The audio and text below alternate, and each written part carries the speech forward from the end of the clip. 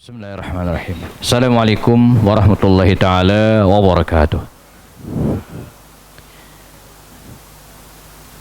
Alhamdulillahi rabbil alamin wa bihi nasta'in ala umur dunya waddin. Asyhadu an la ilaha illallah, asyhadu anna Muhammadan abduhu wa rasuluhu la nabiyya ba'dah. Allahumma salli ala hadzal nabiyil karim wa ala alihi wa sahbihi ajma'in. Rabbi syrah li sadri wa yassir li amri wahlul 'uqdatan min lisani yafqahu qawli. Para hadirin dan hadirat jamaah salat maghrib jelang isya Masjid Al-Hidayah rahimakumullah, kita bersyukur kepada Allah Subhanahu wa taala pada malam hari ini kembali dipertemukan setelah sebulan lalu kita bersua, dan malam hari ini ya kita akan teruskan kajian sirah nabawiyah kita. Mohon maaf, saya biasanya bawa slide laptop, kostumnya juga biasanya pakai jubah ya. Tadi siang ada acara kondangan ya, langsung dari Pamulang berharap bisa balik lagi ke rumah, ternyata macet luar biasa. Dari Pamulang langsung terbang kemari ya. Untung di mobil stok baju salin ya. Tadinya kalau enggak ya pakai ini, pakai batik ya, batik. Jadi ya batik pakai Nusantara itu ya. Alhamdulillah. Para jamaah sekalian ya, kalau berdasarkan chatting saya dengan Pak Imam, ini adalah pertemuan kita yang ke-33 ya, seri yang ke-33.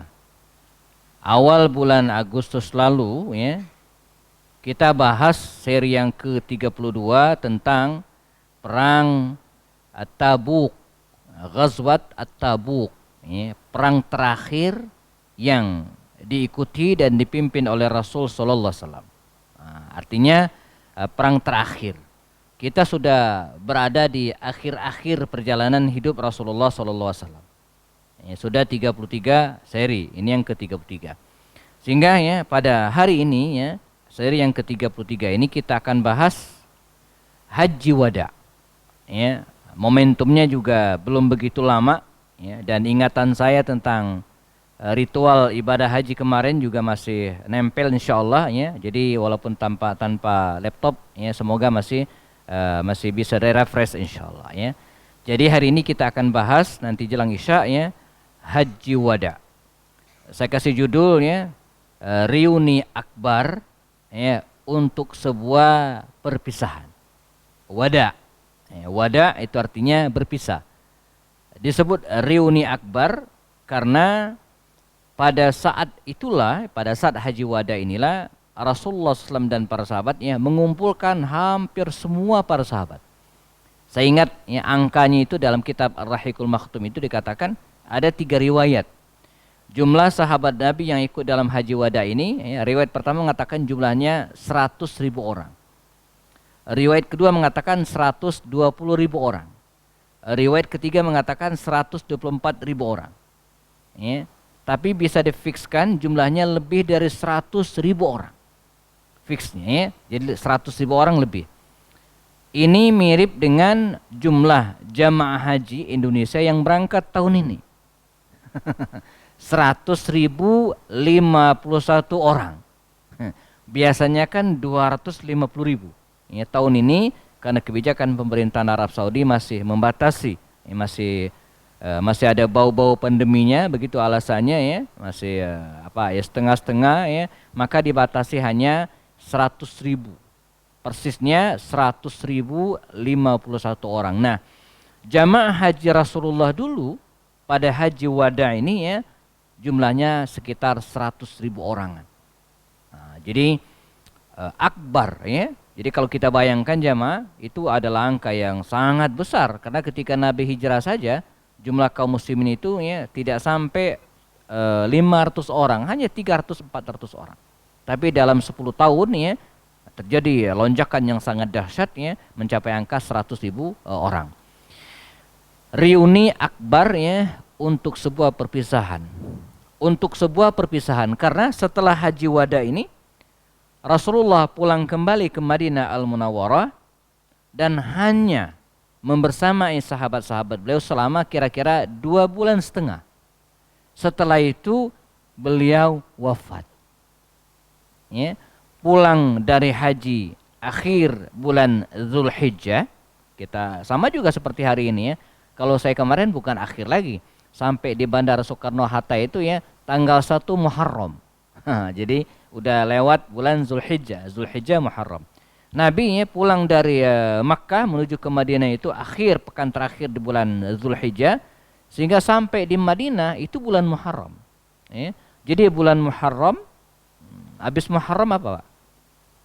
Safar, sekarang bulan Safar ya. Muharram, Safar, 12 Rabiul Awal beliau wafat.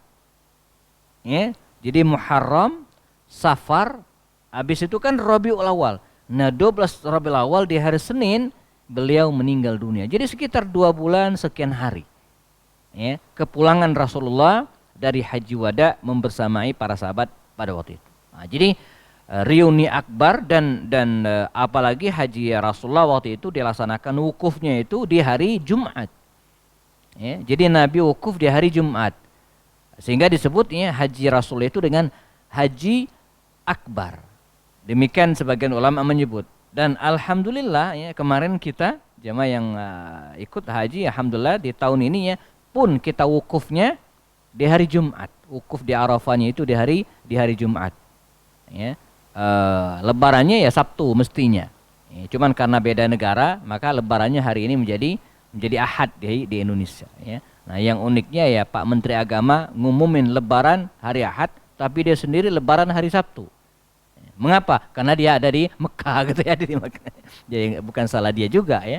Dia ngumumin bahwa Idul Fitri, Idul Adha hanya di hari Ahad ya, tapi beliau berlebaran di hari Sabtu karena berada di Mekah posisinya. Jadi unik aja gitu ya. Nah, baik. Haji Wada. Sebagai muqaddimah jamaah bahwa para ulama mayoritas sepakat bahwa Rasul itu hanya sekali melaksanakan ibadah haji. Haji Wada ini gitu ya. Dan menjadi terakhir, sehingga sepanjang hidup setelah hijrah ya, Rasulullah itu ya, hanya sekali melaksanakan ibadah haji. Muncul pertanyaan, mengapa cuma sekali? Ya jelas jawabannya, ketika Rasulullah hijrah dari Makkah ke Madinah dan saat berada di Madinah ya, Nabi tidak bisa melaksanakan haji, sebab dari tahun ke-1 Hijriah ya, sampai tahun ke-7 Hijriah, Makkah itu masih dikuasai oleh kafir Quraisy. Tidak bisa tawaf, tidak bisa sa'i, dan juga melaksanakan rukun-rukun haji yang lain. Jadi tahun 1, 2, 3, 4 sampai ke-6 Hijriah itu nggak bisa. Bahkan kita sudah pernah bahas ada namanya perjanjian Hudaybiyah ya, di mana Rasul pengen umroh. Berangkat dari Madinah jamaah menuju ke Mekah, pengen umroh di tahun ke-6 Hijriah. Tapi nggak boleh, terhalang. Akhirnya Nabi cuma berhenti di Hudaybiyah. Nggak bisa masuk Mekah. Kita bisa masuk Mekah. Maka Nabi balik lagi. Tahun berikutnya, tahun ke-7, baru boleh umroh. Umroh saja. Jatahnya 3 hari. Kan nggak bisa haji itu kalau cuma 3 hari. Nah, tahun ke-8, ya, baru Fathu Makkah. Mekah itu dikuasai oleh kaum muslimin. Pernah dibahas sebelumnya oleh saya pernah sampaikan ya, tahun ke-8 Hijriah itu ya, Mekah jatuh ke tangan kaum muslimin dan dikuasai oleh kaum muslimin. Nah, tahun ke-9 gitu kan, Nabi baru pulang dari Tabuk. Ini kita bahas pada pertemuan sebelumnya. Sehingga beliau tidak sempat atau belum sempat melaksanakan ibadah haji, ya, persiapannya belum matang. Dan Rasulullah hanya mengutus Abu Bakar Siddiq dan Ali bin Abi Thalib serta beberapa orang sahabat beliau ya ke Mekah. Itu pun hajinya belum sempurna, ya, hanya melaksanakan beberapa ritual saja. Sehingga praktis ya, dari tahun 1 Hijriah sampai 9 Hijriah Nabi terhalang berangkat haji. Baru bisa dilaksanakan di tahun ke-10 dari Hijriah. Nah, ini menjelaskan kepada kita 2 hal jemaah. Pertama, bahwa wajib bagi kaum muslimin melaksanakan haji itu sekali seumur hidup. Ini yang wajibnya. Ya. Wajib ini punya 2 makna. Wajib bagi yang mampu, wajib melaksanakan ibadah haji. Maksudnya wajib haji sekali saja. Sekali saja itu punya 2 arti. Arti pertama apa? Sekali saja. Ya, enggak perlu berulang-ulang. Ini makna haji sekali saja. Itu artinya apa? Haji sekali seumur hidup itu artinya cukup sekali. Ini makna pertama, jemaah. Jadi haji wajib haji seumur hidup sekali itu maksudnya apa? Ya haji yang diwajibkan sekali saja, sisanya enggak wajib. Ya, satu. Makna yang kedua, ya haji wajib sekali seumur hidup itu artinya apa? Ya wajib haji, ya, harus, ya, sekali seumur hidup gitu kan. Seumur hidup itu minimal sekali haji atau haji sekali gitu kan. Sama kayak gini kita, contohnya gini analoginya. Pak, bapak sakit misalnya kan, kata dokter. Bapak harus makan sekali sehari. Kata dokter terhadap pasiennya yang mengidap penyakit tertentu. Pak, wajib bapak harus minum obat ini sekali sehari. Maksudnya apa, Pak? Pertama, dia harus minum obat ini sekali. Harus minum obat ini. Yang kedua, sekali saja. Ini punya dua makna. Karenanya sebagai inspirasi, jamaah, marilah kita berniat untuk melaksanakan ibadah haji. Mengapa? Karena itu bagian dari syariat. Jadi jangan hanya diambil sepihak, sekali seumur hidup. Ya itu artinya harus dilaksanakan. Walaupun tidak perlu banyak-banyak. Kecuali kebutuhan tertentu, misalnya ustadz harus ngebimbing gitu ya. Ini bukan pembenaran Pak, bukan ya. Ya nggak apa-apa berkali-kali. Tapi di Indonesia ini kayaknya kalau bukan ustadz pembimbing atau tugas negara dan seterusnya ya, rasanya sulit haji berkali-kali. Kecuali ONH Plus ya. Sebab pertama masa ngantrinya untuk Kota Bogor itu lebih dari 20 tahun. Kalau daftar sekarang nunggunya lebih dari 20 tahun. Itu berkali-kali yang susah. Yang kedua ada aturan bagi yang sudah berangkat sekarang, maka dia baru boleh daftar lagi itu 10 tahun kemudian. Jadi praktis minimal 30 tahun nunggu. Jadi agak sulit tuh berkali-kali berangkat haji yang reguler. Kecuali yang ONH Plus. Oke, itu bisa ya dengan biaya yang sangat-sangat tinggi untuk sekarang ya. Nah ini. Jadi Nabi itu melaksanakan ibadah haji sekali yang dikenal dengan haji wada. Adapun melaksanakan umrah, ya, beliau kita pernah bahas 4 kali. Pertama umrah Hudaybiyah yang tidak jadi masuk Mekah. Yang kedua umrah qadha setahun setelahnya yaitu tahun ke-7 Hijriah. Umrah yang ketiga Fathu Makkah kita pernah bahas. Nah umrah yang keempat adalah ketika Nabi melaksanakan haji wada ini. Oke, baik, kita akan bahas. Baginda Rasul SAW dikisahkan jemaah diperintahkan oleh Allah SWT untuk berangkat ke tanah suci di tahun ke-10 dari Hijriah, maka di akhir Dzulqa'dah, ya, akhir bulan Dzulqa'dah beliau berangkat bersama dengan para sahabatnya. Dalam kitab Sirat Nabawiyah dikatakan beliau meninggalkan kota Madinah, berangkat dari Madinah menuju ke Mekah itu di tanggal 25 Dzulqa'dah. Ya. 25 Dzulqa'dah beliau meninggalkan kota Mekah dari siang hari ya, menuju ke Makkah Al-Mukarramah.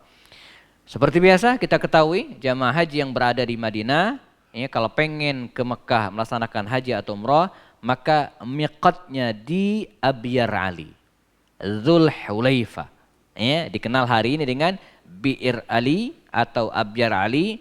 Dulu lokasi ini disebut dengan Dzul Hulaifah. Ya, Nabi datang ke tempat tersebut istirahat, ya karena perjalanan dari Madinah menuju ke Dzul Hulaifah ini memakan waktu sekitar mungkin setengah harian, sehingga nyampe di situ ya sudah jelang malam, maka Nabi menginap.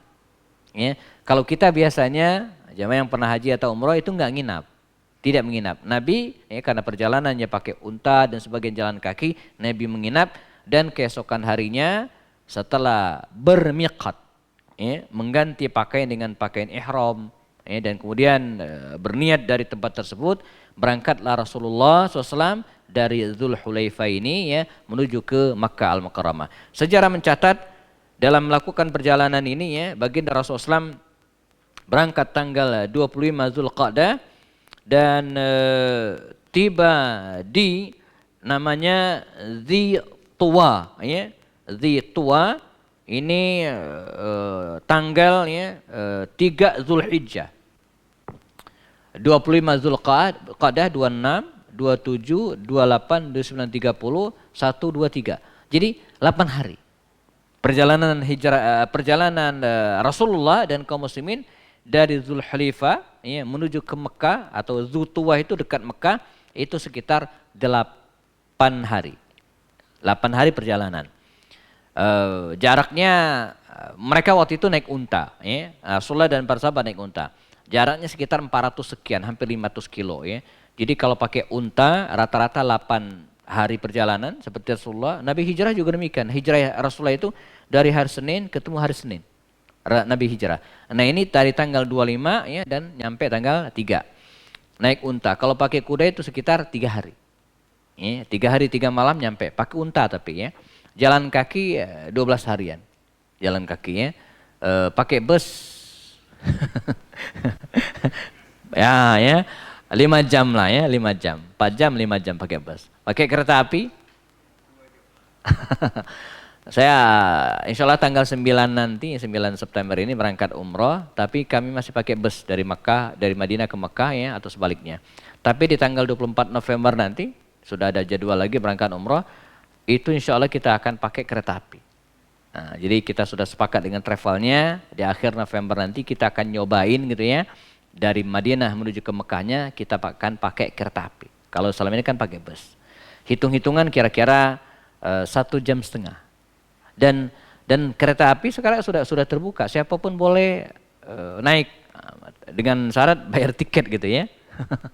Saya haji kemarin ada beberapa jamaah yang ngajak pengen tapi waktunya nggak pas dan nggak begitu penting menurut saya. Tapi bagi yang karena saya kan punya tanggung jawab sebagai karom gitu ya, sebagai ketua rombongan yang nggak bisa bebas kemana-mana. Tapi yang sudah mandiri dan seterusnya itu saya kontak dengan Pak Eki awal Muharram. Saya bilang saat Eki awal Muharram di mana posisi? Bisa ketemuan ngobrol ya, dia juga haji kan. Afwan Ustadz, aneh lagi di Madinah. Oh, pakai apa? Kereta api. Jadi dia stay di Mekah gitu kan. Pengen Jumatan sesekali ke Madinah, dia naik kereta api. Jadi berangkat pagi, ya, habis Jumatan, makan siang, balik lagi ke Mekah. Ya, karena dia nggak ada tanggung jawab sebagai ketua apapun gitu ya. Jadi sudah bebas ya. Nah, jadi jaraknya atau butuh waktu sekitar 1,5 jam. Ya, 1,5 jam. Mekah Jeddah ya juga sudah ada kereta api sekitar setengah jam ya, dan bayar 33 real ya, dari Jeddah menuju ke Mekah atau sebaliknya. Nah baik, Nabi 8 hari. Ini perjalanan tibalah di hari Sabtu ya, berikutnya beliau tanggal 3 Zulhijjah beliau berada di Dzultuwah. Dikisahkan oleh Abu Dzar Al-Ghifari bahwa Rasulullah SAW tidak suka ya, masuk ke Mekah itu di malam hari. Ya, tidak suka masuk ke Mekah malam hari. Makanya beliau menginap di luar kota Mekah itu di Dzultuwah itu namanya itu berjarak sekitar mungkin 50 kiloan dari kota Mekah ya. Enggak nyampe. Mungkin 20-30 kiloan dari kota Mekah menuju ke Dzultuwah ini ya. Beliau menginap di situ jemaah. Beliau menginap di luar kota Mekah itu, keesokan harinya baru Rasulullah yaitu di tanggal 4-nya 4 Zulhijjah beliau masuk ke kota Makkah Al-Mukarramah. Bertalbiyah dan mulai melaksanakan prosesi ibadah umrah. Ya, Nabi masuk ke kota Mekah langsung ke Masjidil Haram. Nah, kalau kita biasanya hari ini masuk ke kota Mekah langsung ke hotel. Narok koper, pakaian, makan malam atau makan siang ya. Nabi tidak. Nabi langsung masuk ke Masjidil Haram ya, karena udah sarapan di Dzultuwah. Tadi itu di luar kota Mekah. Sudah mandi, sudah siap-siap. Begitu Nabi masuk ke kota Mekah langsung ke Masjidil Haram, tidak sholat sunnah ya, tapi langsung tawaf. Ya. Beliau langsung memegang Hajarul Aswad ya, dan membaca Bismillahi Allahu Akbar dan memulai prosesi tawaf di hari Ahad tersebut. Ya, tanggal 4-nya. Tawaf ya 7 kali. Sebagaimana kita ketahui ya, 7 kali putaran dan kemudian setelah itu Rasulullah mengajak para sahabatnya ya untuk melaksanakan sholat sunnah ba'da tawaf di belakang makam Ibrahim. Ini sunnah hukumnya ya. Dan setelah itu baginda Rasul ya berjalan dari depan Ka'bah ini ya menuju ke Safa untuk melaksanakan ibadah sa'i ya. Dikisahkan bahwa Rasulullah sebelum melaksanakan ibadah sa'i sempat minum air zam-zam ya, karena posisi air zam-zam itu kalau kita perkirakan Kalau sekarang nggak kelihatan lagi. Saya pernah 2004 berangkat itu masih ada tandanya ya. Sekarang udah nggak tahu kita di mana posisi persisnya. Kalau dulu masih ada tandanya. Jadi di lantai itu ada tulisannya Bi'ru Zamzam, dilingkarin. Nah sekarang nggak ada lagi itu. Dulu masih ada. Sehingga kita tahu di situ posisi air Zamzam atau sumur Zamzam. Ada tulisan Bi'ru Zamzam. Jadi yang berangkat umroh di 2009 ke sana itu seperti masih menemukan tulisan itu. Sebab saya berangkat lagi 2012 2013 itu nggak ada lagi. Itu tidak ada lagi ya. Sampai sekarang juga nggak ada. Nah, jadi posisinya itu kalau ini Ka'bah jemaah, ini Safa, ini Marwah, posisi air Zamzam, sumur Zamzam itu sekitar sini. Ya, jadi ini Ka'bah, ini Safa, ini Marwah. Nah, di sini kira-kira letak air Zamzam. Jadi kalau kita dari sini ya ini Ka'bah ya menuju ke tempat sa'i, maka kita mampir dulu di sini untuk minum air Zamzam. Dan ini sunnah. Nah, cuma sekarang kita minumnya enggak dari sumur lagi gitu ya, tapi sudah ada keran atau ada semacam dispenser begitu ya, yang kita tinggal pencet, tinggal minum. Dan dianjurkan minumnya kata Rasulnya beda antara orang munafik dan orang mukmin dalam minum Zamzam itu ya. Kalau orang mukmin minum Zamzam itu hatta yashba, sampai kenyang. Ya, jadi sebanyak mungkin hatta yashba, sampai dia kenyang. Coba nanti dikonfirmasinya Ustadz Waladan, guru kita dari PB yang suka jadi MC itu, dia cerita, Ustadz aneh kalau minum Zamzam sampai 7 cup, 7 gelas. Ya. Badannya kan gede. Kalau saya maksimal 5, saya udah nyoba ya, antara 3 sampai 5 gelas lah, itu udah maksimal. Ya, lebih dari itu udah kekenyangan ya. Tapi emang begitu dianjurkan. Jadi minum Zamzam itu hatta yashba. Tapi kalau kita minumnya di sono. Kalau minumnya di sini satu loki gitu ya, karena stoknya terbatas. Jadi jangan namu ke orang yang pergi haji, kata Ustadz Happy Andi, minumnya sampai kenyang ya, habis tuh yang punya Zamzam gitu ya. Kalau di sono ya, hatta yashba, minumnya sampai kenyang ya. Dan Rasulullah dalam riwayat Abdullah bin Abbas ya membolehkan minum Zamzam itu sambil berdiri. Judulnya boleh, enggak mesti. Jangan udah duduk berdiri. Enggak ya. Jadi kalau tidak memungkinkan duduk maka minum Zamzam, khususnya Zamzam ya, itu tidak dilarang minum dengan sambil berdiri. Kalau tidak bisa duduk. Tapi kalau bisa duduk lebih tenang ya. Jadi minum ya. Saya rata-rata antara 3 sampai 5 gelas ya, cup kecil ya. Bagi yang pernah haji atau umrah akan bisa ngebayangin ya. Nabi minum ya, Zamzam ya, dan kita hari ini juga dianjurkan minum dan membaca doa ya, bahwa minum Zamzam itu tergantung niat orang yang meminum. Dia pengen apa? Ya, tapi paling tidak kita minum Zamzam itu niatkan 3 hal ya. Allahumma inni as'aluka ilman nafi'a wa rizqan wasi'a dan syifaan min kulli da'in. Ya, dan sembuh dari berbagai penyakit. Ilmu yang bermanfaat, rezeki yang luas dan syifa ya, kesembuhan dari segala penyakit. Min ghairi saqamin wala alamin. Setelah itu Rasulullah naik ke atas bukit Safa ya, dan kemudian beliau menghadap ke Ka'bah, lalu kemudian mulai prosesi sa'i. Inilah rukun haji atau umrah yang berikutnya. Dari Safa ya, beliau turun, abda'u bima bada Allahu bihi, dan seterusnya turun ya, sampai kemudian ke bukit Marwah. Ini satu putaran. Ya, dari bukit Marwah ya, beliau turun ya, menuju bukit Safa lagi. Ini putaran yang kedua. Ya. Dengan demikian ya, Rasul melaksanakan 7 kali putaran, berangkat dari bukit Safa dan berakhir di bukit Marwah. Ya. Kalau jamaah sa'i berangkat dari bukit Safa dan berhenti yang ketujuhnya di bukit Safa juga, pasti salah hitung. Ya, bisa kelebihan atau kekurangan. Ya. Jadi kalau ngitungnya benar, berakhirnya di Marwah. Ya. 1, 2, 3, 4, 5, 6, 7 di sini berakhirnya. Jadi kalau 7-nya di sini itu salah pasti. Salah hitung ya. Dan yang dimaksud dengan 1 putaran itu ya dari Safa ke Marwah atau Marwah ke Safa. Bukan Safa Marwah 1 putaran, enggak. Ya. Rasulullah melaksanakan itu dan kalau kita umroh selesai, tinggal bertahalul. Gitu ya, tinggal bertahalul. Nah di sini para ulama berbeda pendapat jamaah. Apakah Rasulullah bertahalul atau tidak? Sebagian mengatakan Nabi tidak bertahalul. Sebab Rasulullah ya melaksanakan haji qiran. Orang Indonesia hajinya itu haji tamattu. Hajinya tamattu.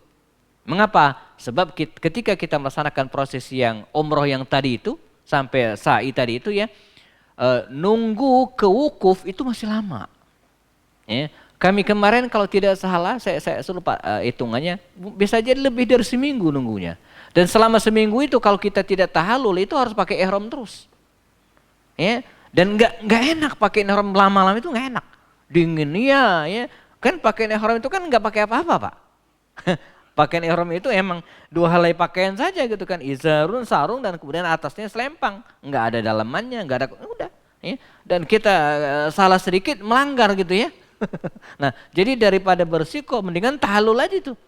Tahalul potong rambut, saya itu bebas. Kita mau ngapain aja, maksudnya nggak ada halang lagi. Mau ganti baju kek, mau motong kuku, mau motong kumis, bebas. Tapi kalau masih bertahalul, belum tahalul, kita nggak bebas. Gitu ya. Karena waktunya kita masih panjang. Masih seminggu lagi ya. Nah Rasulullah ini ya, kalau beliau tanggal 4 gitu kan, selesai besoknya sudah tanggal 5, wukuf kan tanggal 9. Ya, sementara tanggal 8 beliau sudah tarwiyah. Jadi menunggunya itu cuma 3 hari. Sangat mungkin beliau, kalau kita ngandung pendapat ulama ini, beliau melaksanakan hajinya haji qiran. Qiran itu nyambung. Ya, kalau kita kan tamattu itu artinya berleha-leha. Selesai umroh, tahlul, setelah itu kita berleha-leha. Tamattu itu kan artinya ya tamatta itu bersantai ria. Makanya kita ada dendanya Pak. Ya, membayar dam, nyembelih seekor kambing. Ya. Orang Indonesia itu rata-rata demikian. Kami juga demikian kemarin. Ya. Jadi itu denda. Jadi karena dia ya tamatta berleha-leha gitu kan, maka dia membayar dam. Bagi orang yang qiran itu enggak bayar dam. Ya, kecuali kalau mau berkurban lagi silakan. Nah, bagi yang sudah membayar dam, tidak berkurban lagi boleh, mau berkurban lagi juga tidak ada masalah pahala baginya ya. Baik. Kalau kita ambil pendapat bahwa Rasulullah melaksanakan haji qiran jamaah, begitu selesai sa'i ya, beliau tidak tahlul, belum tahlul. Ya. Nah, masuk tanggal 8 Rasulullah SAW ya, meninggalkan Mekah menuju ke Mina.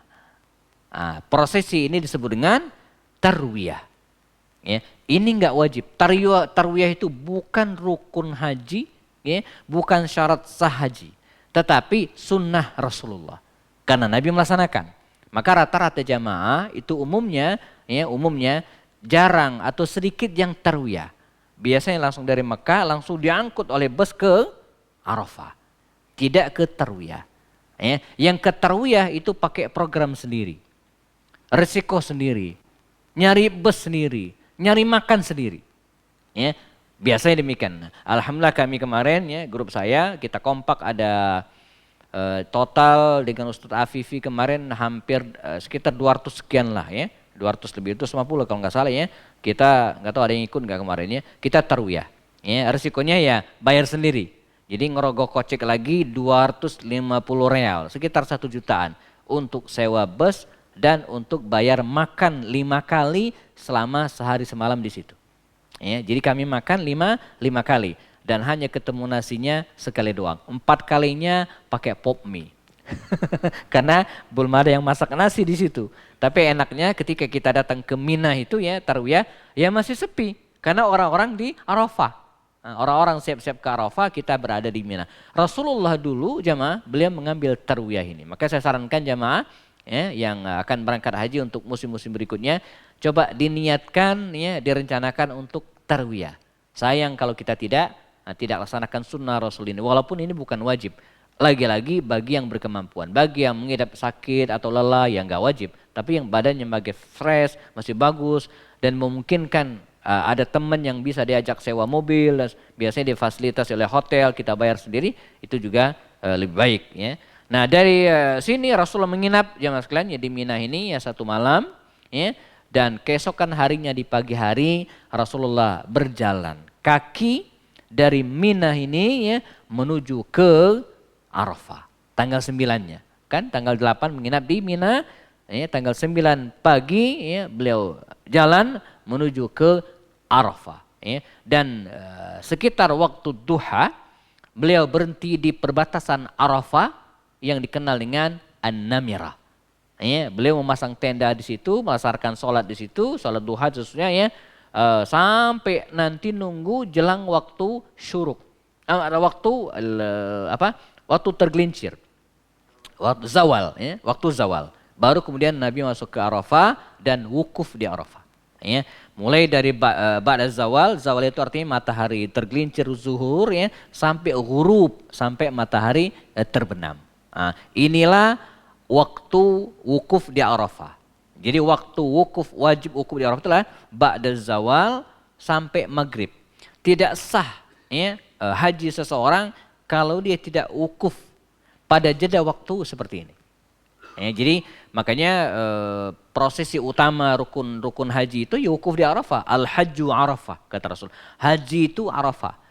Adapun yang lain itu agak bebas. Misalnya tawaf ifadah itu bisa dilakukan kapanpun, ya, rada bebas gitu ya. Melempar jumroh itu bisa diwakilkan, ya. Tapi kalau wukuf itu nggak bisa Pak, nggak bisa diwakilin, ya. Maka ada istilah safari wukuf kalau tidak salah, yaitu orang-orang yang terbaring sakit diinfus di rumah sakit, gitu kan? Ketika melaksanakan haji, maka ketika wukuf dia diangkut, dibawa. Ya. Nah berdiam sebentar di situ pada zawal sampai maghrib tadi, setelah itu diangkut lagi dia ke berikutnya ke rumah sakit. Jadi wukuf itu tidak bisa digantikan. Harus orang yang bersangkutan yang datang pada waktu itu. Tanggal 9 Zulhijjah di Arafah. Ini disebut dengan wukuf. Nah setelah itu ya, menjelang zawal maghrib ya, Rasulullah SAW ya, meninggalkan Arafah. Ya, setelah tentu saja beliau berkhutbah Arafah di situ di hadapan para sahabatnya, di mana coba kita bayangkan ya, kalau sekarang kita khutbah Arafahnya itu per tenda. Ya, di tenda masing-masing ada khutbah Arafah. Nah, Nabi kan dulu bayangin beliau sendiri ya, dan di tengah 100.000 jamaah. Ya, bagaimana Nabi berkhutbah? Nabi berkhutbah kalau kita bayangkan, karena ada hadis Nabi mengatakan fal yuballighu syahid al-ghaib. Hendaklah yang mendengar dari saya disampaikan ke yang lain. Ya, jadi saling menyampaikan. Jadi apa yang disampaikan oleh Rasulullah, para sahabat mendengar dan disampaikan kepada yang lain. Jadi kalau hari ini khutbah Arafahnya banyak, setiap tenda ada khutbahnya. Kalau zaman sekarang, kalau dulu tidak. Setelah itu wukuf di Arafah, di mana Rasulullah selama wukuf ini jamaah menjama sholatnya. Ya, ada mengqashar salatnya, jamak qashar di Arafah. Nanti di Mina ada penjelasan para ulama di mana Rasulullah tidak menjamak salatnya tapi mengqashar saja. Ya, di Mina Rasulullah tidak menjamak tapi mengqashar. Tapi bagi yang pengen menjamak dan mengqashar itu dibolehkan dengan niat bahwa dia dalam kondisi safar. Nah, ini ulama membolehkan. Boleh jamak qashar ketika di Mina atau boleh qashar saja, tidak perlu jamak. Atau boleh juga tidak jamak dan tidak qashar. Ini mazhabnya Utsman. Jadi Utsman bin Affan pada masa pemerintahannya ya, dia tidak menjamak dan tidak mengqashar sholat di Mina. Tapi kalau Rasulullah ya, beliau mengqashar saja dan tidak menjamak.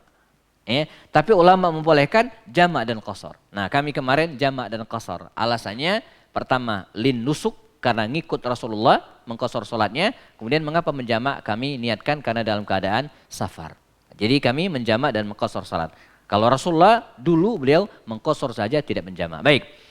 Dari Arafah jamaah, ya, Rasulullah bergerak bersama dengan para sahabat ya, menuju ke Muzdalifah.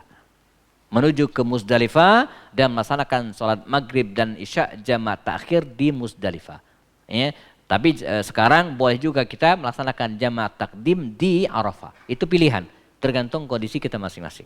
Ya, pengen jamaah takhir di Muzdalifah boleh, artinya sholat maghrib dilaksanakan di waktu isya di Muzdalifah. Atau boleh juga jamaah takdim di mana sholat isya itu dilaksanakan di Arafah setelah sholat maghrib. Itu pilihan, tergantung kondisi kita masing-masing. Ada, apalagi sekarang berangkatnya itu kadang estafet, nggak bareng semua. Ya kan busnya terbatas. Ya, bus itu kan taraddud. Ya, bus itu dia ngambil jamaah, diantarin, ntar pulang lagi. Nah, berarti yang belum berangkat ini kan nunggu. Maka pada masa penantian ini dia bisa sholat jamaah takdim kalau mau di sini, di Arafahnya. Atau bagi yang sudah berangkat duluan bisa dia sholatnya di Muzdalifah dan itu difasilitasi ya. Nah, di Muzdalifah ini ya kita mabit. Ya, mabit berhenti ya, dan sampai hari ini mabit di Muzdalifah itu ya hanya beralaskan karpet saja dan tidak ada atapnya. Ya. Jadi ya harus betul-betul di sini tantangannya jamaah bahwa melaksanakan ibadah haji itu betul-betul fisik harus kuat. Betul-betul harus kuat karena utamanya pada puncak ritual haji saat berada di Armuna ini ya, Arafah, Muzdalifah, Mina itu betul-betul kuat fisik di mana kita harus mengkondisikan tubuh kita istirahat. Saya alhamdulillah kemarin ya tiba sekitar jam berapa ya 11-an gitu ya dan kemudian berangkat lagi ke jalan subuh saya bisa tidur di Muzdalifah walaupun atapnya cuma langit doang gitu ya tidak ada atapnya dan demikianlah kondisinya ya. Nah dini hari ya, Rasulullah kemudian bergerak pada subuh ya ke Mina untuk melempar jumrah Aqabah ya, bergerak ke Mina melempar jumrah Aqabah ba'da subuh. Sunnahnya kalau melempar jumrah Aqabah itu setelah subuh itu sunnahnya, tapi kalau tidak bisa pada subuh ya agak siangan nggak apa-apa. Jadi dalam melaksanakan ibadah haji itu jamaah, pertama ada yang persis sesuai Rasulullah. Ya. Yang kedua ada yang dianjurkan. Yang ketiga yang penting sah. Ya. Lempar jumrah sesuai sunnah Rasul, ya, jumrah Aqabah itu ba'da subuh. Itu Nabi melaksanakan. Nah tapi boleh juga agak siangan. Ya. Boleh, sah, nggak masalah gitu kan. Tapi mau sore juga sah. Nah, jadi ada sesuai sunnah Rasul gitu kan kalau kita bisa laksanakan, ada yang dilaksanakan sesuai dengan yang dianjurkan agama ya, syariatnya, dan satu lagi yang penting sah. Jadi sampai sore juga boleh asal jangan sampai pindah hari. Nah setelah itu Rasulullah kembali ke Mina jamaah ya, dan kemudian memasang tenda, maka mulailah prosesi mabit di Mina. Ya, kalau kita hitung wukuf di Arafah tanggal 9, berada di Muzdalifah tanggal 10 gitu kan, 10 pagi langsung melempar jumrah. Nah tanggal 11-nya kita melempar jamarat. Kalau tadi jumrah itu satu, nah sekarang jamarat. Jadi tanggal 11 itu ya kita melempar jamarat. Melempar jumrah ula, wusta dan Aqabah. 3, masing-masing 7. Melempar jumrah ula 7 kerikil ya, dan jangan bingung ya. Dulu saya sempat ngebayangin ya, dari mana dapat kerikil? Udah disiapin gitu ya.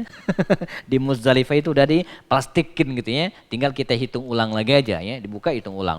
Melempar jumrah di ula ya, kemudian jalan lagi ya, wusta, dan kemudian terakhir Aqabah. Ya, jadi 3 kali 7 21. Yang tadi yang sebelumnya 7. Jadi 28. Nah, jadi tanggal 11 itu kita sudah melempar 28 biji. Nah kemudian kita balik lagi ke Mina, istirahat. Rasul juga demikian. Besok harinya, tanggal 12 Zulhijjah, Rasulullah berangkat lagi ke Jumrah. Jalan kaki lagi ke Jumrah. Saya tambahkan dikit lagi ya, karena habis ini kita tahallul ya. Rasulullah berangkat dan melempar jumrah 3 kali lagi. Ya, jadi 28 tambah 21, totalnya 49. Selesailah nafar awal. Ya, dalam Al-Quran disebutkannya, wadhkurullah fi ayyin, barang siapa yang pengen ya 2 hari fi yaumain gitu kan, 2 hari saja, maka dia boleh ke Mekah, beres selesai. Ya, karena setelah itu kita bertahalul, beres ya. Ini disebut dengan nafar awal. Tapi bagi yang pengen nambah 1 hari lagi, ini disebut dengan nafar sani.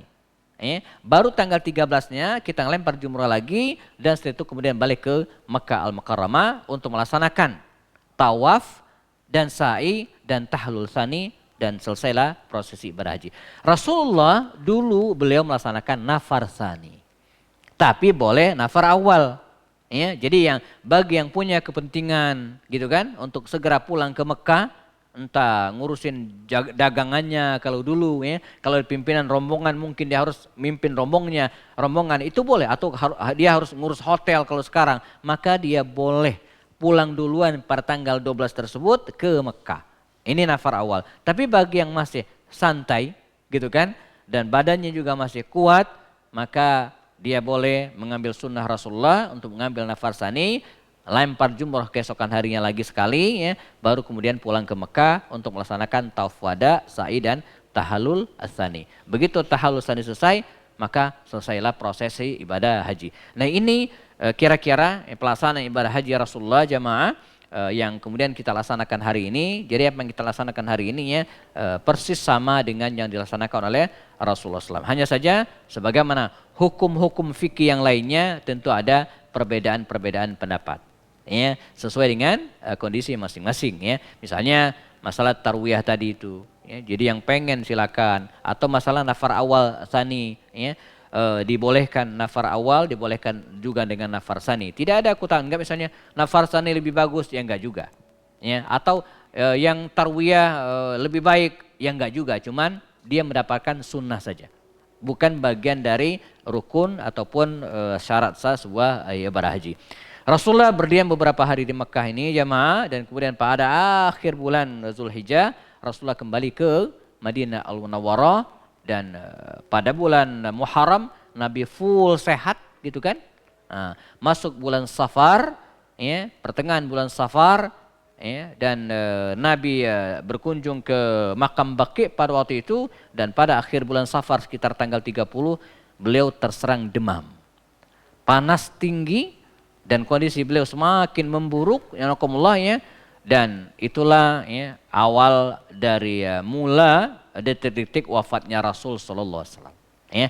Nah, kisah tentang detik-detik wafatnya Rasulullah ini kita butuh satu pertemuan khusus jemaah. Nanti kita akan bahas ya, 10 hari sebelum Nabi wafat, 9 hari, 5 hari, 4 hari, 1 hari sebelum Nabi wafat sampai kemudian Nabi meninggal dunia. Ya. Ini yang akan kita bahas pada pertemuan berikutnya, karena dalam waktu yang sedikit tidak cukup untuk mengisahkan tentang detik-detik wafatnya Rasulullah SAW ya. Nah, dengan selesainya kisah wafatnya Rasulullah, berarti kurikulum sirat nabawiyah udah selesai. 34 episode, sekarang kan 33 nih, 34 episode, beres 34 seri ya. Jamaah tinggal siapkan pulpen, kertas nanti ya, kita ujian ya. Oke, selesai. Baik, kita cukupkan jemaah. Kita siap-siap melaksanakan sholat isya. Jelang 7 menit menuju iqamatnya. Muazzin silakan selesaikan dengan kafarat majelis. Subhanakallah hamdika asyhadu an la ilaha illa anta astaghfiruka wa atubu ilaik. Assalamualaikum warahmatullahi taala wabarakatuh.